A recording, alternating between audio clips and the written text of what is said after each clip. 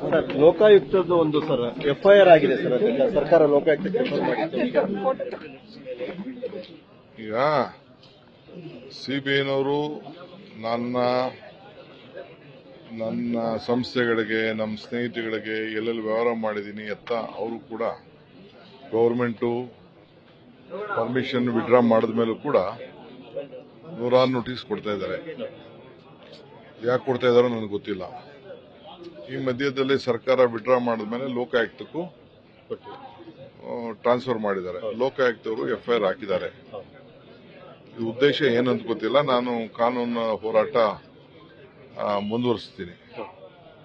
ನನಗೆ ನ್ಯಾಯಬದ್ಧವಾಗಿ ಅವ್ರು ಮಾಡ್ತಾ ಇರೋದು ಸರಿ ಇಲ್ಲ. ಎರಡೂ ತಪ್ಪೆ. ಅಲ್ಲ, ಲೋಕಾಯುಕ್ತಕ್ಕೆ ಸರ್ಕಾರ ರೆಫರ್ ಮಾಡಿತ್ತು. ಅಲ್ಲ, ಸರ್ಕಾರ ರೆಫರ್ ಮಾಡಿದೆ. ನಾನು ಏನು ತಪ್ಪೇನು ಮಾಡಿಲ್ಲ. ಫಸ್ಟ್ ಸರ್ಕಾರ ಕೊಟ್ಟಿದ್ದು ಯಡಿಯೂರಪ್ಪನವ್ರ ಸರ್ಕಾರ CBI ಕೊಟ್ಟಿದ್ದೇ ತಪ್ಪು. ಅವತ್ತು ಕೂಡ ಇದು ಕೊಡಕ್ ಬರಲ್ಲ ಅಂತ ಅಂದ್ಬಿಟ್ಟು ಅವತ್ತಿನ ಅಡ್ವೊಕೇಟ್ ಜನರಲ್ ಕೂಡ ಬರೆದಿದ್ರು. ಅದು ದಾಖಲೆ ನಮ್ಮ ಹತ್ರ ಇದೆ. ನಾನು ರೈಟ್ ಟು ಇನ್ಫಾರ್ಮೇಶನ್ ಅಲ್ಲಿ ಅವತ್ತಿನ ಕಾಲದಲ್ಲಿ ತಗೊಂಡಿದ್ದೀವಿ. ಯಡಿಯೂರಪ್ಪನವ್ರ ಸರ್ಕಾರ CBIನವ್ರಿಗೆ ಅವತ್ತು ಹ್ಯಾಂಡ್ ಓವರ್ ಮಾಡಿದ್ರು. ನಮ್ಮ ಸರ್ಕಾರ ಅದನ್ನ ವಾಪಸ್ಸು ವಿಡ್ರಾ ಮಾಡಿ ಲೋಕಾಯುಕ್ತ ಕೊಟ್ಟಿದ್ದಾರೆ. ಲೋಕಾಯುಕ್ತ FIR ಹಾಕಿದ್ದಾರೆ. ನೋಡೋಣ, ತನಿಖೆ ಮುಂದೆ. ನ್ಯೂಸ್ ಫಸ್ಟ್, ನಿರ್ಭೀತಿಯಿಂದ ನಿಮ್ಮ ಪರವಾಗಿ.